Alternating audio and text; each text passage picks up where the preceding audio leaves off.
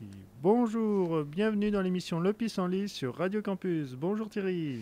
Salut Stéphane, ça va? Ça va bien et voilà Noël qui approche à fond les gamelles et plein de cadeaux et on va parler justement de certains cadeaux qui vont faire fureur, enfin des téléphones portables, des ordinateurs, ce qu'on appelle d'une façon assez générique les TIC, technologies de l'information et de la communication.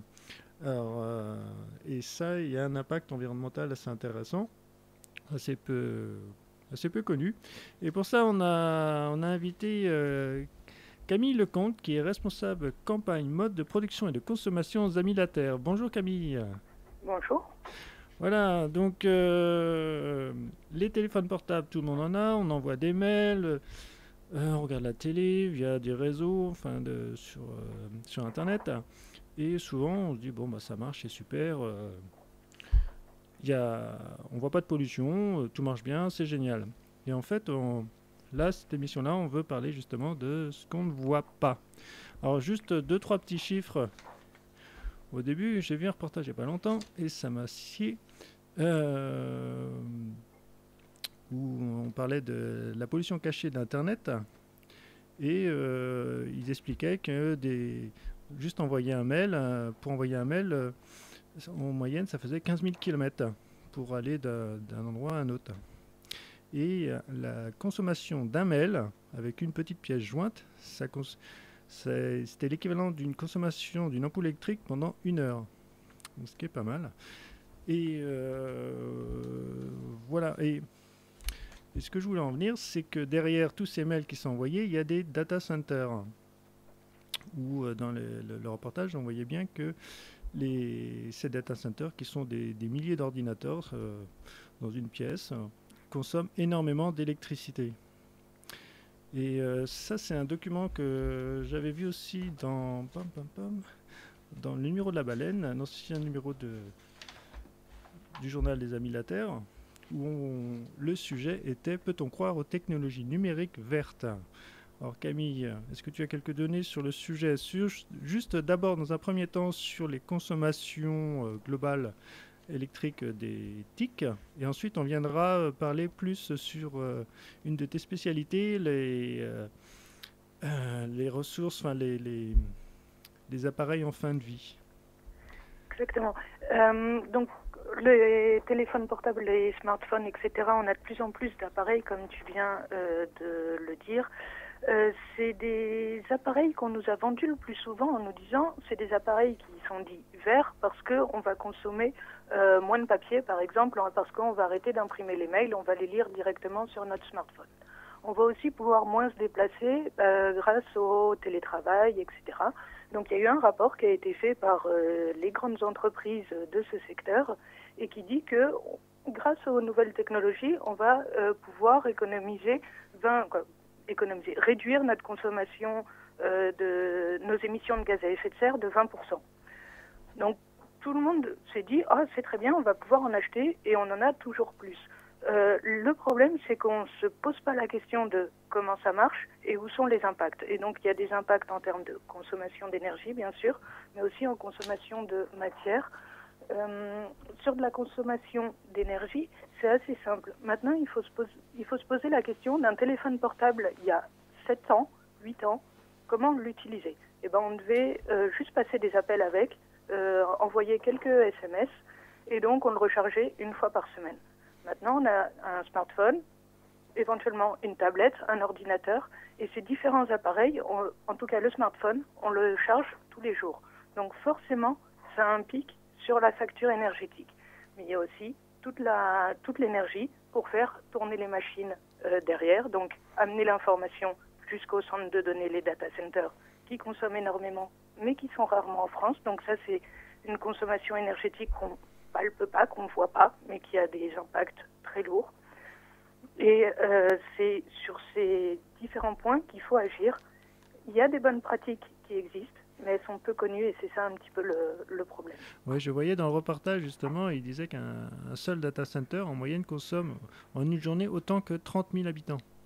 C'est quand même assez faramineux. Et 40% de cette consommation concernait la climatisation. parce que ça chauffe énormément et donc il faut refroidir et donc on utilise de l'électricité encore plus, pas uniquement pour le calcul mais pour refroidir tous ces instruments quoi. C'est quand même dingue. Exactement. Et c'est là aussi où on voit un petit peu, il y a des nouveaux projets un peu dits verts qui se développent et on va les mettre les data centers dans les pays où il fait plus froid pour éviter d'avoir à mettre des climatiseurs et donc économiser cette énergie. Très bien, mais c'est un petit peu une fausse solution ou une solution qui ne peut pas aller très loin. Aujourd'hui, comme je disais, on a de plus en plus d'appareils, on stocke énormément de données et personne ou presque ne nous interpelle sur comment on doit bien ranger ses mails pour limiter notre consommation, qu'est-ce qu'on doit désactiver comme fonctionnalité sur son smartphone pour, encore une fois, éviter qu'il envoie systématiquement des mails au data center ou des informations au data center. Et ça, en tant que citoyen, on est un petit peu bloqué. Ou sinon, il y a des idées qui continuent de circuler. Par exemple, le Google Black, qui était, au lieu d'avoir la page de moteur de recherche en noir plutôt qu'en blanc, pour limiter la consommation d'énergie. Ça, c'est très bien pour un écran à tube cathodique, donc les gros écrans. Mais maintenant, ils sont très rares, ces écrans. C'est des écrans plats. Et on a peu d'informations sur les bonnes pratiques. Camille, est-ce que tu saurais nous dire dans tout ce trafic, quel est le pourcentage de spam? De spam, ouais. Il est très très important. Alors je ne connais pas le pourcentage exact, mais il y a quelque chose qui est assez intéressant. On connaît les appareils connectés. Aujourd'hui, on en a environ 3 en moyenne dans les pays occidentaux. Ça va être un smartphone, une tablette. Et maintenant, il se développe les frigos connectés, les télés connectées. Donc on peut parler à sa télé et ça évite d'utiliser la télécommande. Pareil pour le frigo, ça nous envoie un message, il n'y a plus de beurre dans le frigo. Sauf que ça a un impact et parce que ça envoie des données. Et les seules informations qu'on trouve sur le risque avec les frigos connectés, c'est des spams qui vont être envoyés via notre frigo. Donc là, il y a un risque de sécurité et de protection des données. Et pour ce qui concerne l'impact environnemental, on n'en a aucune idée, mais il est important, je pense. Ah oui, effectivement. Et justement, pour donner un ordre de grandeur de tous ces échanges, là, je regardais, en 1 minute, il y a quand même l'équivalent de 100 heures de vidéos qui sont téléchargées sur YouTube. Il y a 2 millions de recherches Google, 680 000 messages sur Facebook. C'est quoi? C'est France ou c'est quoi? Non, ça doit être monde. Mais ça donne un ordre de grandeur où chaque heure, il y a 10 milliards de mails envoyés. Sachant qu'un mail, comme je disais, c'est entre 5 et 24 Wh. Il faut imaginer la consommation électrique qui est derrière. Et justement, pour continuer sur les data centers, toujours ce que j'ai vu, c'est que on a dit donc un data center, c'est équivalent d'une consommation électrique de 30 000 habitants à peu près. J'ai le cas aux États-Unis où il y a Google, Apple, Facebook. Ils se sont beaucoup installés en Caroline du Nord parce qu'il y avait des sources de charbon à proximité. Et de là, ils ont des coûts faibles enfin, le prix de l'électricité est faible pour eux. Et en fait, à côté de la Caroline du Nord, ils sont en train de bousiller des montagnes entières pour produire de l'électricité pour ces data centers. C'est assez impressionnant. Et, tout à fait. Ce qui est aussi impressionnant, c'est de voir qu'ils ont, entre guillemets, pris conscience, Facebook, Google et consorts, de cet impact. Ils ont été pointés du doigt par différentes associations écologistes, dont Greenpeace. Mais ils ont donc lancé des gros projets de développement des énergies renouvelables. Des fois, des choses, par exemple, les panneaux photovoltaïques de Google, ils s'étalent sur des kilomètres et des kilomètres. On se demande aussi un petit peu quel impact ça a en termes de consommation de terre et autres. Mais le plus gros problème, c'est presque qu'ils ne les utilisent pas, ces sources d'énergie renouvelable, parce qu'on a développé des systèmes informatiques qui doivent tourner en permanence, et donc qui ne sont pas compatibles avec des énergies renouvelables et qui ont besoin, en fait, presque forcément d'énergie sale. Et là, il y a un manque de réflexion très clair de ces grandes entreprises sur comment ils pourraient consommer beaucoup moins d'énergie. Et encore une fois, on touche le problème, on effleure le problème et on regarde pas à la source comment on peut développer des appareils, des ordinateurs, des téléphones qui utilisent moins d'énergie et surtout qui vont stocker moins de données et donc qui ont des logiciels beaucoup moins lourds. Ouais, donc on a parlé de beaucoup de choses. Il y a le côté par appareil, une diminution qui serait idéale de consommation d'électricité. Et il y a typiquement les ordinateurs qui consomment moins au centimètre carré d'écran, enfin, peu importe l'unité, mais en fait les écrans sont de plus en plus grands, donc c'est l'effet rebond. Et il y a aussi, comme tu disais, cette éducation qui n'existe absolument pas, cette éducation à utiliser ces nouvelles technologies de communication, vider sa boîte mail, parce que c'est vrai, on a de plus en plus d'espace libre, que ce soit sur son ordinateur, ils sont de plus en plus puissants, sur ce qu'on appelle les clouds, où on peut mettre de plus en plus de choses, c'est souvent gratuit, donc on y va, on rajoute, tant que c'est gratuit, on y va, et on se pose jamais la question de savoir, mais qu'est-ce qu'il y a derrière, quoi. Exactement. Et il y a une autre question qui est qui paye cette facture énergétique? Et de façon monétaire, très, très clairement, parce que j'utilise que j'envoie mes données dans les airs ou pas, finalement, ça me coûte pareil. Donc, qui paye? C'est ces grands groupes, Facebook, Google et autres. Et comment ils se rémunèrent? Forcément, sur les données qu'on met sur le cloud. Donc, il y a ces questions-là, on a presque l'impression qu'on ne veut pas se les poser, ou surtout qu'ils veulent même pas essayer de nous apporter quelques éléments de réponse. Et il faut que nous, citoyens, on prenne conscience que ces technologies, elles sont très très pratiques pour nous et c'est pour ça qu'on les utilise plus. On a accès à énormément d'informations.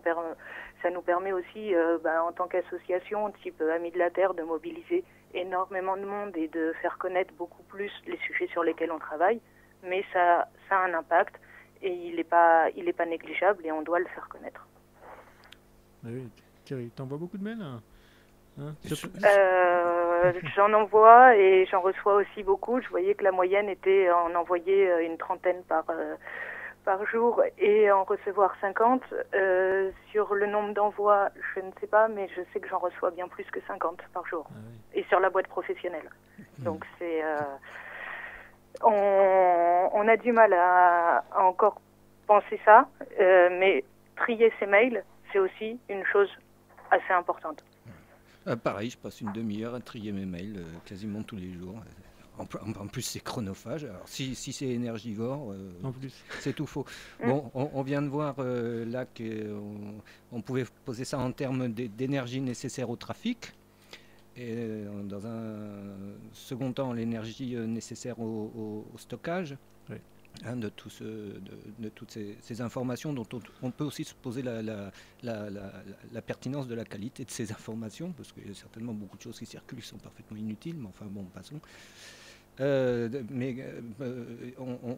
J'aimerais aussi qu'on intervienne, qu'on parle un petit peu du matériel utilisé dans tout ça, et on va peut-être réouvrir un sujet qu'on avait déjà abordé l'année dernière avec Stéphane, à savoir les matériaux constitutifs du matériel, et je pense en particulier à tous les métaux rares qui sont derrière. Ah, tu passes déjà là, Thierry, c'était la deuxième partie, mais... Oui, parce que tu te souviens bien, la dernière fois, on en avait parlé, on parlait du l'extractivisme, du pic, enfin voilà, et on s'était rendu compte que pour les matériaux rares, il y avait assez peu de choses qui étaient dites, alors qu'en fait, le premier responsable dans tout ça, il semble bien que ce soit tout le marché électronique et tout ce genre de technologie-là. Donc, ce serait bien qu'on fasse peut-être un petit rappel ou un petit point là-dessus, si tu veux bien. Oui, alors de toute façon, il y a beaucoup à parler, donc comme d'habitude, on ne va pas pouvoir traiter tous les sujets. Mais parce que c'est quand même des appareils qu'on change toutes les 5 minutes, hein, en gros. Et oui, surtout là, l'émission passe, donc on est le 20 samedi, quelques jours avant Noël, et voilà, dans quelques jours, tout le monde va avoir une tablette, un smartphone, ou je ne sais quoi encore. Et le vieux va passer on ne sait où. Et oui, il va passer où, Camille, d'après toi, le vieux? Alors, le vieux, dans le meilleur des cas, il va être réparé s'il est cassé pour être donné à quelqu'un d'autre. Ou s'il marche toujours, donné à quelqu'un d'autre. Et donc là, ça s'appelle le réemploi. Et donc, on va lui donner une deuxième vie à cet appareil. Il pourra être utilisé plus longtemps. Et c'est ça qu'il faut vraiment rechercher. Parce que un appareil électrique, électronique, ça a énormément d'impact au moment de la phase de fabrication, parce qu'on va chercher des métaux loin, et au moment de son élimination, parce qu'il contient des métaux potentiellement de type plomb, mercure et autres, qui nécessitent une dépollution, et aussi des métaux qui sont rares et qu'il faut recycler, et si on ne les recycle pas, ils sont définitivement perdus, et donc c'est des nouveaux métaux qu'il faut aller prélever pour refaire de nouveaux appareils. Donc, aujourd'hui, un téléphone portable, on l'utilise en moyenne 18 mois. Si on allonge la durée de vie de cet appareil, eh ben, on a un impact déjà positif. Une fois qu'il marche vraiment plus et qu'il ne peut plus être réparé, on peut le mettre au recyclage. Ce qu'il faut savoir, c'est un smartphone, c'est environ une quarantaine de métaux. De l'or, de l'argent, de l'indium, du lithium, différents métaux. Actuellement, on sait en recycler 17. Donc, à chaque fois qu'on le met pour qu'il soit recyclé, finalement, on extrait 17 des métaux, alors qu'il y en a plus de 40. Donc, le recyclage, ça marche, mais c'est pas encore assez performant. Ouais. Ouais, c'est ce que je voyais. Et le pire, c'est qu'il y a encore 7% des téléphones portables en France qui finissent dans les poubelles avec les pots à yaourt et autres. Et ça va directement dans les incinérateurs. Et comme ça contient des polluants, c'est pas très bon pour notre santé. Et à côté de ça, je disais récemment qu'on va ouvrir dans pas bien longtemps la première mine offshore pour aller chercher les métaux dans les grands fonds. Ouais. Eh ben. Et justement, je voyais là dans le dossier sur la consommation des amis de la Terre, il y avait l'article mine urbaine. Je trouvais le sujet, enfin le titre très accrocheur, une mine urbaine. Et justement, dedans, il y a un exemple. Il y a plus d'or dans 1 kilo de téléphone portable que dans dans une tonne d'or exploité. Dans une tonne de téléphone portable que dans une tonne de mine d'or, quoi. Oui, et ce qu'il faut aussi savoir, c'est il y a plus d'or dans nos déchets électriques et électroniques que dans les mines qui sont actuellement exploitées. Et dans les mines actuellement exploitées, on considère qu'elles sont rentables pour une mine d'or quand il y a 5 grammes d'or par tonne. 5 grammes d'or par tonne, ça veut dire qu'il y a 999 995 grammes de terre stérile. Et des terres stériles, on peut appeler ça aussi des déchets. Et des déchets qui contiennent des polluants et donc qui contaminent l'eau et l'air. Donc le recyclage, oui, c'est une option, c'est pas la meilleure solution, mais il faut quand même aller vers le recyclage parce que nos ressources s'épuisent et quand nos ressources s'épuisent, on va les chercher toujours plus loin et donc ça a plus d'impact sur l'environnement. Ah oui, effectivement, là, ça cause quand même. Allez, donc pensez bien au cadeau de Noël. Donnez votre ancien. Enfin, moi je veux bien. Je passe le message. S'il y en a qui a un vieux un smartphone, passez à Radio Campus. Il n'y aura pas de problème. Et pour ceux qui veulent acquérir un téléphone portable, pensez aussi à acheter d'occasion. C'est de plus en plus facile. Il y a par exemple les ateliers du bocage qui sont une structure d'Emmaüs qui réparent les téléphones portables et les revendent à un prix quand même assez intéressant. Ils ont un espace qui s'appelle La Boutique. Ça, c'est en ligne. Il y a de plus en plus de magasins de l'économie sociale et solidaire qui proposent des téléphones portables type Emmaüs, Envie ou les ressourceries. Et bien sûr, vos proches ont très certainement un téléphone portable dans leur tiroir parce qu'on en a beaucoup qui attendent une hypothétique seconde vie. Donc ça peut être l'occasion de juste passer le message à quelqu'un en disant « Moi, j'en ai besoin de ton téléphone portable ». Oui, c'est une solution, ça. J'ai une question bête, Camille. Est-ce qu'on peut recycler des CD ? Les CD? Ouais. À mon avis, il n'y a pas de filière en soi parce que de recyclage. Comment ça se passe, le recyclage? C'est nous, consommateurs, en tout cas pour les appareils électriques électroniques, comme pour les emballages, on va payer à chaque fois une contribution. Et c'est cette contribution avec laquelle les producteurs, les distributeurs organisent la collecte des déchets électriques électroniques, du textile, d'autres déchets comme ça. Et il n'y a pas de système de collecte pour les CD tout seul. C'est seulement pour les appareils électriques électroniques. Ce qu'on appelle appareils électriques électroniques, c'est ceux qui ont une prise ou qui fonctionnent avec de l'énergie. Donc là, on est un peu limité sur les CD et je pense qu'ils ne sont pas recyclables du coup de fait. Ah, tu es obligé de les écouter, Thierry. Non, mais c'est parce qu'en fait, bon, le support papier finalement, ça va plutôt bien, ça peut se recycler, mais il y a un glissement qui au niveau du support qui s'est fait, puis il y a de plus en plus de supports plastiques, effectivement, du fait des CD, etc. Il y en a des millions et des millions et des millions, quoi. Un CD, ça pèse quand même un peu plus lourd qu'un sac plastique de supermarché, tu vois, en poids. Donc à terme, ça doit quand même représenter une certaine masse de plastique. Ouais, mais maintenant c'est fini. Tu as clé USB ou alors tu n'as même plus de support. Tout est maintenant dématérialisé. Oui, mais alors du coup, on retombe dans ce dont on parlait au départ, à savoir le stockage et le trafic. Exactement. Ouais, c'est dans ce cas-là, il y a des styles de questions qui peuvent se poser. C'est vaut-il mieux avoir, par exemple, des morceaux de musique sur ce qu'on appelle le cloud ou n'importe où, dématérialisés, ou alors un support style clé USB ou DVD? Ça ne doit pas être évident à répondre ce style de questions. Alors, d'une, c'est pas évident de répondre. Je pense que ça dépend de l'utilisation. Par exemple, et du type de matériel. Une clé USB qui est toute petite, où on peut stocker que quelques données, même pas un film ni rien, bah, cette clé USB finalement elle est déjà obsolète et donc elle va pas être utilisée. Donc on aura mobilisé des matières, donc encore une fois des métaux, etc. pour pas grand chose. Parce qu'une fois que l'objet est inutilisable, voilà, c'est inutile.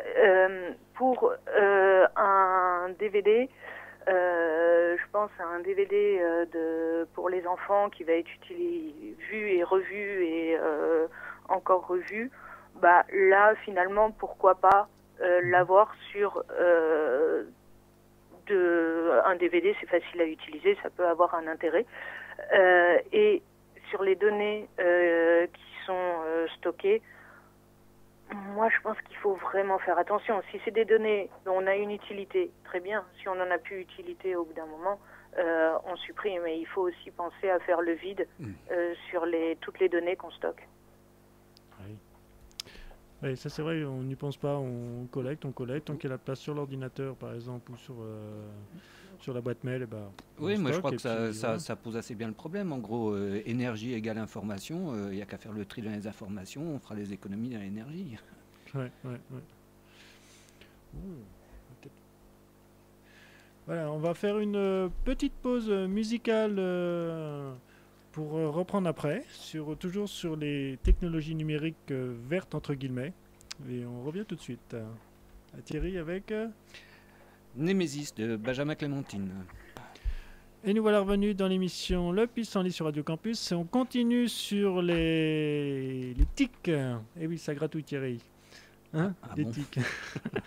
Les TIC, ou NTIC. On va faire NTIC, ce sont les nouvelles TIC. Les TIC, ce sont les technologies de l'information et de la communication. Et on a parlé de leur consommation énergétique.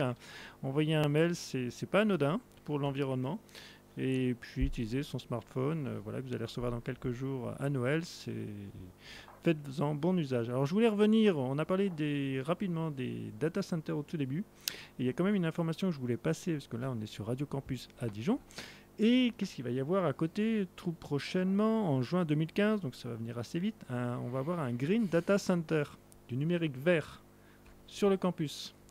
En fait, juste là où il y avait la chaufferie va être recyclée et il va y avoir un data center. Alors, il y avait des choses assez intéressantes, parce qu'on a parlé justement de la consommation électrique des data centers tout à l'heure. Et je lisais, où est-ce que c'est? Voilà, l'efficacité, je lis un peu ce que je trouve sur le site de l'université. L'efficacité énergétique du data center sera au cœur des préoccupations. L'indice PUE, Power Usage Efficiency, sera de 0,5 au lieu de supérieur à 3. En clair, pour 1,5 kWh consommé, 1 kWh sera réellement utilisé pour alimenter les équipements informatiques. Ça c'est une information qui donne, un indice qui donne une information sur l'utilisation de l'énergie qui est consommée pour fournir les calculs et tout ça. Mais je poursuis juste, où là ça devient intéressant. Donc l'UB, campus durable et citoyen, pensé intelligemment et durablement, le bâtiment sera connecté sur le réseau de chauffage via un échangeur.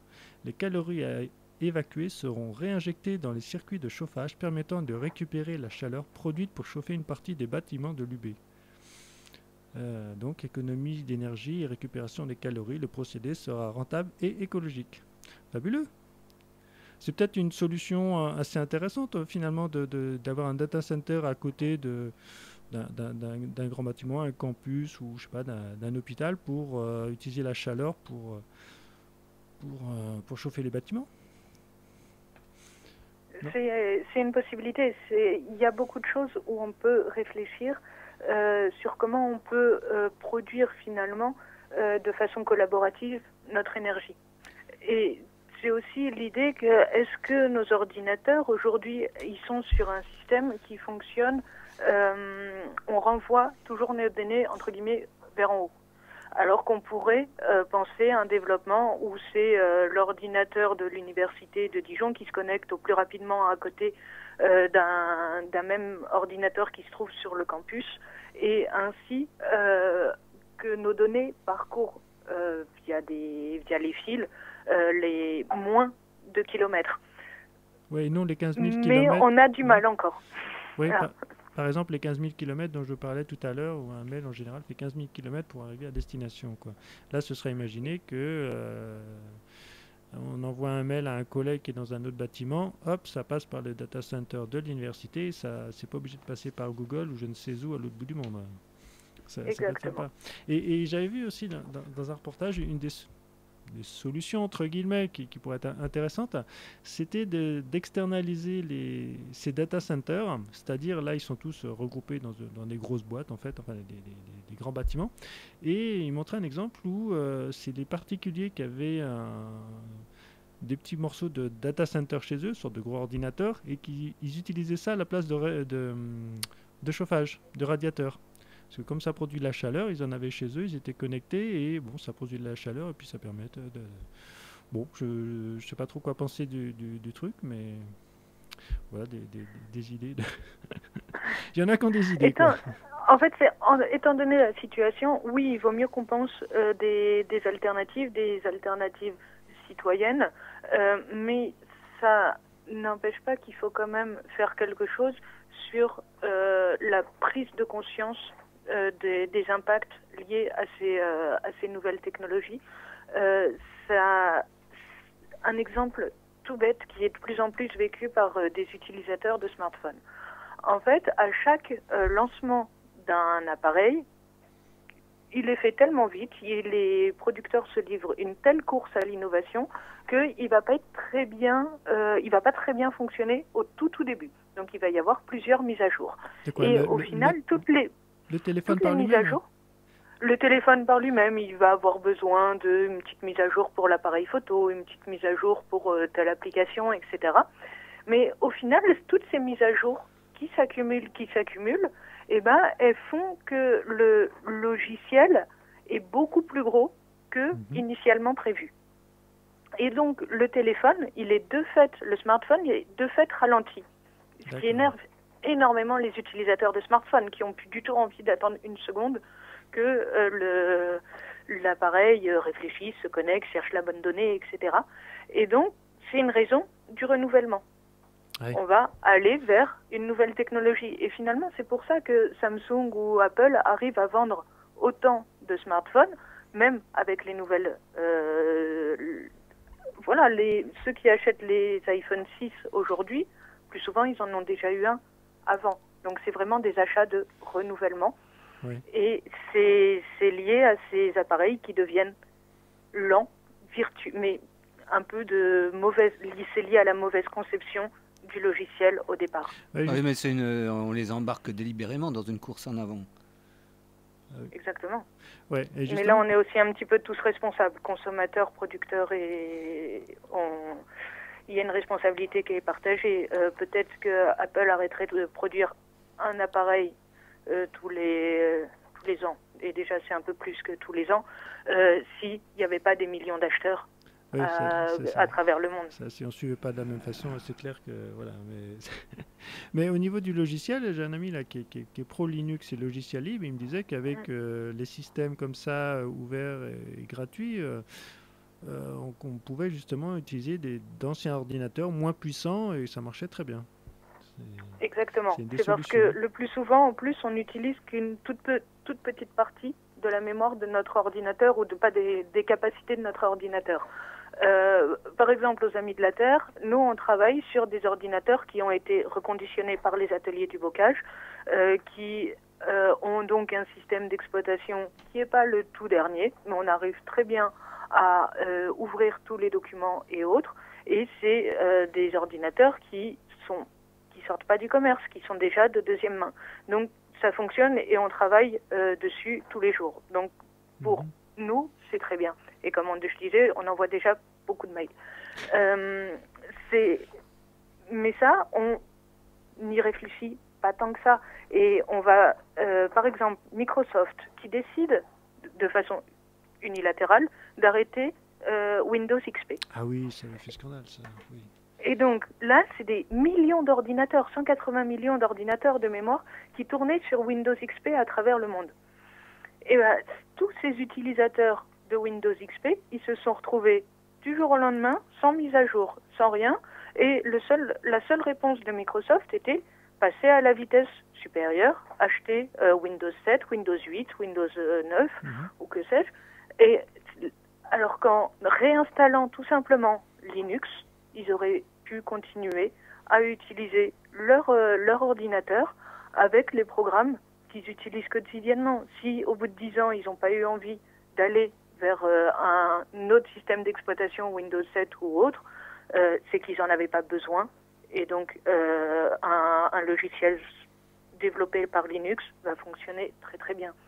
Ce qu'il faut savoir avec Linux, c'est que c'est des bénévoles qui développent les différents systèmes d'exploitation, les logiciels et autres. Et il y en a forcément un qui correspond à votre besoin. Vous avez besoin d'énormément d'informations, d'avoir des capacités d'information, de stockage énormes. Ils savent faire. Vous voulez juste utiliser du traitement de texte, aller sur Internet, regarder de temps en temps une vidéo et autres. Il y a aussi une solution pour vous. Donc c'est vraiment des choses à découvrir. Ouais, c'est peut-être pas assez connu. Mais... Oui, bah, c'est sûr que Linux n'a pas du tout la force de frappe de Microsoft. Enfin, c'est clair. Et puis, il y a beaucoup de gens même qui migreraient volontiers sur Linux, mais l'installation, après que ça fonctionne bien en adéquation avec déjà les logiciels qui sont dans l'ordi, etc., ça peut faire reculer plein de monde. Il y a plein de gens qui sont devant leur ordi, ils ne se posent même pas la question de savoir comment ça marche. Ils appuient sur le bouton. Oui, mais pourtant, on utilise de plus en plus de logiciels libres. Qui utilise Mozilla Firefox, par exemple? Moi. Eh ben, c'est un logiciel libre. C'est développé par la communauté du libre.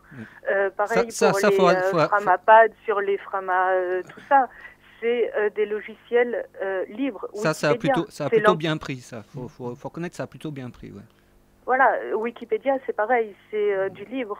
Chacun peut contribuer, mais donne aussi son information, et que son information peut être utilisée, enrichie, etc. C'est beaucoup plus intéressant, en plus du point de vue de partage de connaissances, de passer par du libre, que d'avoir un logiciel qui est développé par Apple ou par Microsoft, sur lequel on n'a aucune prise. On ne peut pas le faire évoluer, on ne peut pas sélectionner ce dont on a besoin. On est obligé d'avoir tout le package. Et là, le libre, c'est une vraie alternative. Ouais. Et je voulais revenir sur un sujet qu'on a commencé tout juste à aborder tout à l'heure, parce qu'on en a parlé de consommation en utilisation, production des appareils en question. On a parlé un peu de la partie durée de vie, et je voudrais que tu reviennes un peu sur une chose sur laquelle tu as travaillé, sur la loi de consommation et l'histoire des garanties des appareils. Tu peux nous en parler un peu justement de cette demande de garantie à 10 ans et obsolescence? Alors, voilà, j'ai un petit peu reposé le sujet. Les Amis de la Terre travaillent depuis plusieurs années sur la question de l'obsolescence programmée. Et donc, on a commencé à le dénoncer, à révéler différents cas. Il y a eu aussi des reportages, notamment un d'Arte, Prêt à jeter, qui est un documentaire très bien fait. Mais petit à petit, nous, un peu notre différence, ça a été de porter des mesures, et 3 mesures phares en particulier, pour faire changer les choses. Donc la première était de créer un délit d'obsolescence programmée. La deuxième, comme ça c'est nos produits qui sont conçus pour s'arrêter, on peut agir en justice contre la marque qui fait ça. La deuxième, c'était de garantir à 10 ans tous les biens de consommation. Pourquoi 10 ans? Parce qu'aujourd'hui la garantie elle est de 2 ans, mais 2 ans finalement ça n'empêche pas les producteurs de faire des objets entre guillemets jetables, et le consommateur aussi, ça a passé la garantie, ça s'est arrêté juste avant, bon c'est vraiment pas de chance, ça arrive, et on oublie, on va racheter autre chose.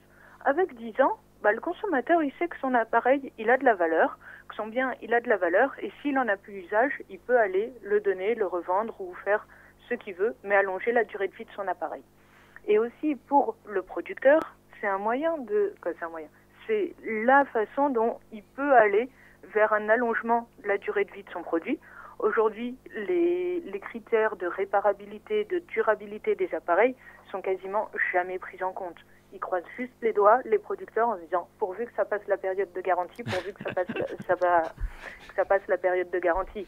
Avec une garantie à 10 ans, ils ne peuvent plus croiser les doigts. Ils sont obligés de revoir leur mode de production. Voilà, avec tout ce qui est... Et enfin, la dernière mesure, c'était de soutenir le secteur de la réparation. C'est ça, le b.a.-ba, ce serait qu'on ait les pièces détachées pour pouvoir réparer. Et ça, on n'a pas réussi à l'obtenir dans la loi consommation.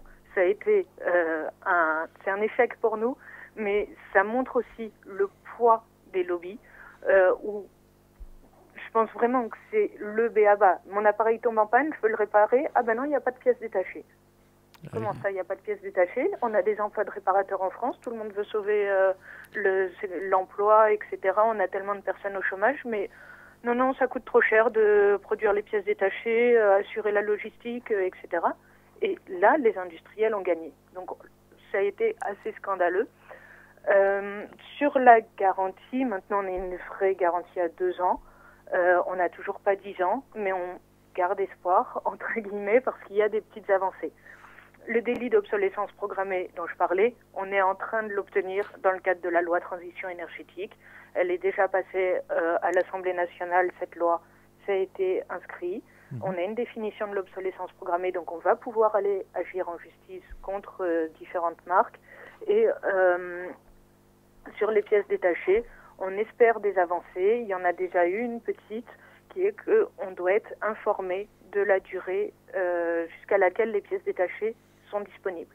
Donc maintenant, quand j'achète une machine à laver, je peux regarder la classe énergétique, les performances, etc. Si c'est un appareil qui est classé A ou un appareil qui est classé E.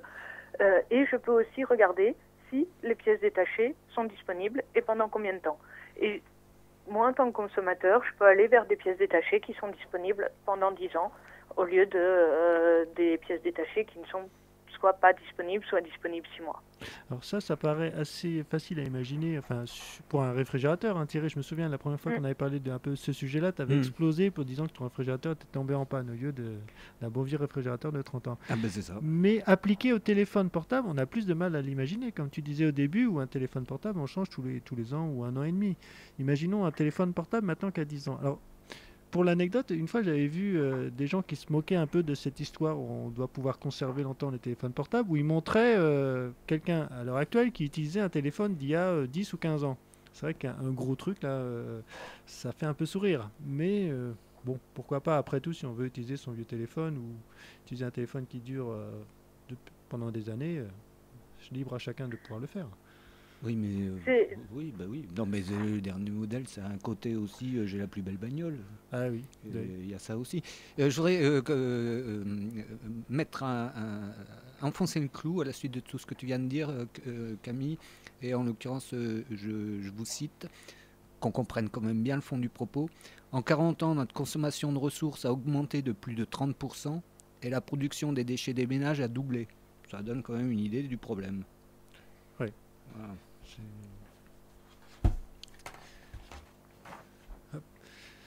Je retrouvais ce que disait Thierry, effectivement. Ouais.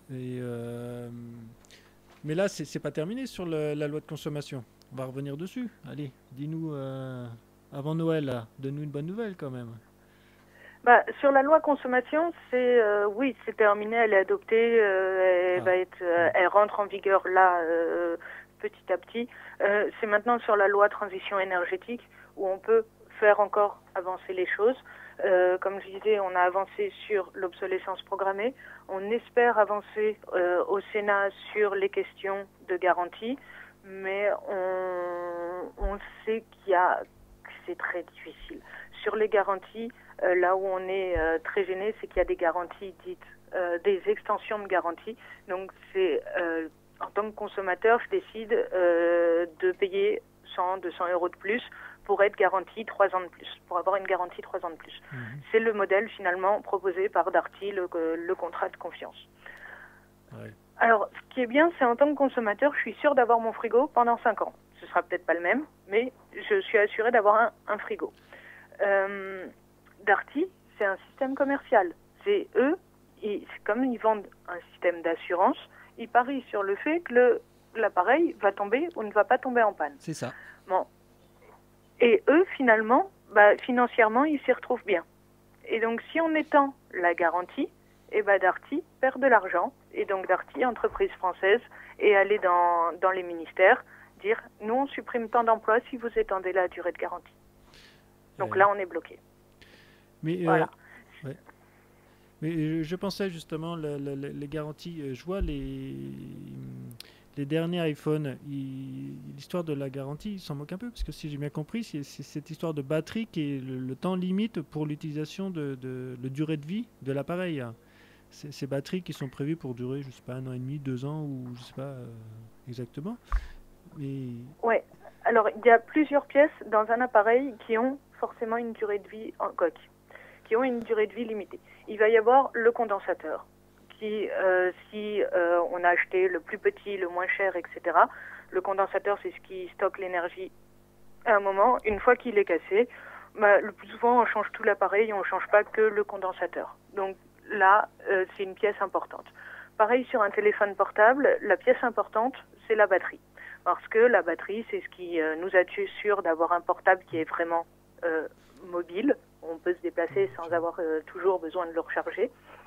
Mais ces batteries, même si on recherche toujours plus de performance, etc., elles restent limitées dans le temps. Il y a tant, elles sont prévues pour tant de cycles de charge. D'accord.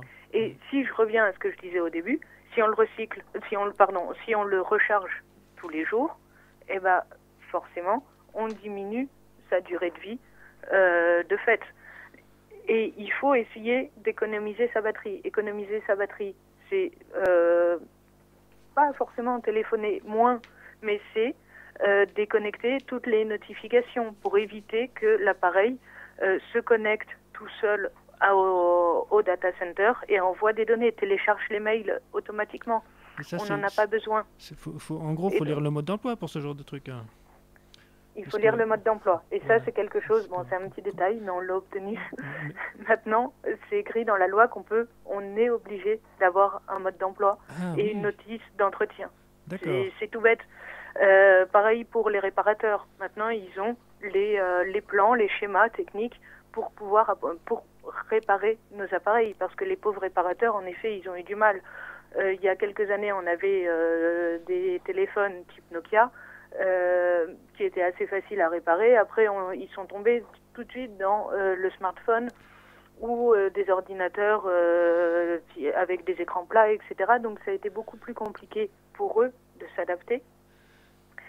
Et maintenant, ils vont enfin avoir les schémas techniques et trouver plus facilement où est le condensateur concerné, comment on change la batterie et autres.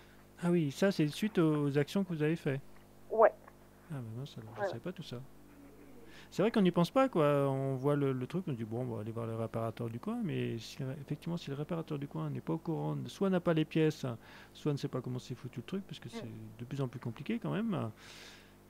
Je confirme, moi j'ai un ordinateur portable, il faudrait que je change le ventilo, c'est juste le ventilo, ça coûte 10 balles. Et tu souffles dessus maintenant, c'est ça? Non, je souffle pas dessus, mais on se rend compte dès qu'on retourne l'appareil, qu'on commence à dévisser un peu, qu'il faut vraiment pas essayer d'aller changer le ventilo, parce que juste il n'est pas accessible. Ah ouais. Ah bah oui. Oui, Camille? Oui, non, je pensais à quelque chose autre. C'est les réparateurs de téléphones portables, il y en a de plus en plus. Ah oui. Donc c'est quand même que finalement on a tendance à revenir vers la réparation, vers les choses qui sont un peu fiables, surtout en période de crise économique où ça coûte cher de renouveler, acheter l'iPhone 6 plusieurs centaines d'euros, c'est un coût, donc pourquoi pas faire réparer l'écran de son ancien appareil ou la touche accueil qui est une des principales pannes aussi. On y revient un peu naturellement. Aux Amis de la Terre, on a voulu aller un peu plus loin. Donc on a lancé il y a quelques mois une opération foyer témoin. Donc en fait, on a suivi pendant 5 mois différentes familles qui devaient changer leurs habitudes de consommation et de privilégier les biens d'occasion, les biens de seconde main en général. Donc aller troquer, donner, acheter chez Emmaüs et autres, et aussi réparer. Alors soit en allant chez un réparateur, soit en apprenant. Oui. Donc, où on peut apprendre? Dans les Repair Cafés. Les Repair Cafés, il y en a de plus en plus. C'est des ateliers de réparation qui sont participatifs. Donc, on apprend, où on peut regarder au moins comment on fait, quel est l'envers, le dessous de nos appareils. Je ne sais pas si on a ça sur des gens.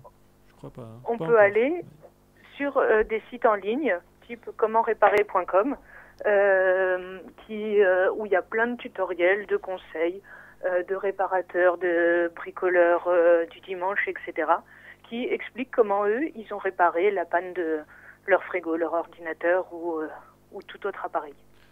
Oui, faut être curieux, quoi. En fait, il faut être curieux, il faut savoir que ça existe, et il faut aussi savoir que ça a un intérêt en termes de déchets qui ne sont pas produits grâce à ces petits gestes. Parce que c'était aussi l'objectif de cette opération Foyer Témoin, c'était de savoir si on change ces petites habitudes là de consommation, on allonge la durée de vie de nos produits, combien de déchets on évite. Les 11 familles qu'on a suivies pendant 5 mois, elles ont évité 800 kilos de déchets, soit 5 kilos de déchets par mois et par habitant. Et quand on sait qu'on en produit 50 kilos de déchets par mois et par habitant, si on peut réduire de 5 kilos juste en allongeant un petit peu la durée de vie de nos produits, c'est plutôt intéressant. Ah oui, effectivement, oui. Mais quand on achète un produit comme ça, on ne sait jamais combien... Enfin, on ne sait jamais. Maintenant, on se doute de plus en plus, mais que... On ne sait jamais exactement dans combien de temps ça va tomber en panne, quoi. C'est ça. Il n'y a pas une sorte de classification, un endroit où on pourrait savoir, tel téléphone ou éventuellement telle marque, une moyenne par exemple pour les téléphones portables, de dire, je sais pas, mettons Samsung ou Apple ou je sais pas quelle marque, en général, ça tombe en panne au bout de X mois. Ce serait sympa d'avoir un comparatif comme ça. Et puis on pourrait se baser là-dessus pour dire, tiens, moi j'ai besoin d'un téléphone, je vais acheter un truc qui dure, quoi. ça, il y a une première chose. Aujourd'hui, il n'y a pas d'information de ce type. On va peut-être y venir, je vais en parler juste après. Mais il faut aussi essayer de réfléchir assez facilement. Entre un livre papier et un livre électronique, le livre papier, il tombe rarement en panne quand même. Donc, il vaut mieux aller vers le livre papier. Ouais. C'est la même chose, finalement, sur une cafetière. On peut acheter une cafetière électrique, on peut acheter une cafetière à piston. Il y a 70 000 cafetières électriques qui tombent en panne tous les ans. Ah oui. Achetez une cafetière à piston, vous évitez la panne. Et c'est un petit peu ça, surtout. J'ai vu, période de Noël, il y a des balances connectées maintenant. Donc les balances connectées, ils vont envoyer a priori notre poids directement sur la montre connectée qui est connectée à l'ordinateur et qui est connectée je ne sais pas où. Au smartphone. Et sûrement quand on va manger, maintenant, on va dire, voilà, au frigo, etc. Tout va être connecté. Ça va être un nouvel assistant de vie pour nous faire perdre du poids, gagner du poids, être... On va sur la balance qui est connectée au réfrigérateur qui immédiatement commande un truc allégé. Ah, mais mieux que ça, il y a des LED sur ton paquet de beurre qui s'allument. Ah, Fabien. Ah, c'est terrible. Quel monde on est. Oui. Ah, je t'ai coupé, excuse-moi. Et on me fait signe qu'il reste 2 petites minutes. Mais pour avoir davantage d'informations sur donc, ces nouvelles technologies de l'information. Camille. Oui. Excuse-moi. On t'a coupé dans l'élan. Désolé avec nos blagues. Là. Il est complètement, il est complètement confus aujourd'hui. Mais bon, on va faire un petit résumé parce que c'est vrai qu'on a parlé le sujet était vaste. Hein. Volontairement, on l'a pris un peu dans tous les sens parce que bon, voilà, ça nous fait plaisir et puis il y a des anecdotes qu'on aime bien passer. Mais donc vous l'aurez compris, pour Noël, un bon jeu en bois. Oh, j'en sais qui écoutent là, ils vont rigoler. Bon, il n'y a pas que les jeux en bois évidemment. Hein. Un téléphone en carton. Non, mais au lieu de s'envoyer des SMS et tout ça, des fois, allez voir les gens, franchement, tout simplement. Hein. On envoie des. C'est un peu plus fréquent maintenant dans les restaurants ou n'importe où. Tout le monde s'envoie des trucs, mais ils discutent plus. Hein, discuter comme ça, éteindre son téléphone, discuter, paf, ça consomme moins et c'est tout aussi, même encore plus sympathique, non Thierry? Tu me dis ça à moi, j'en ai pas. T'as pas de téléphone? Non, j'ai pas de portable, non. Non, je trouve ça liberticide, donc... oui. Bon, voilà. Et les nouveaux plans, alors, très rapidement, pour donc les amis de la Terre, ça y est, on va avoir des objets vertueux maintenant, bientôt. On va continuer à y travailler. On va essayer de faire que nos produits soient déjà plus durables, plus recyclables, pour ça en imposant de nouvelles normes, de nouvelles lois pour les producteurs et aussi de faire changer les choses parce que on est des consommateurs mais on est avant tout des citoyens et un citoyen ça a besoin d'avoir accès à l'information pour pouvoir vivre, penser, consommer autrement. Et ça, on va essayer de continuer. Donc, il ne faut pas hésiter à nous suivre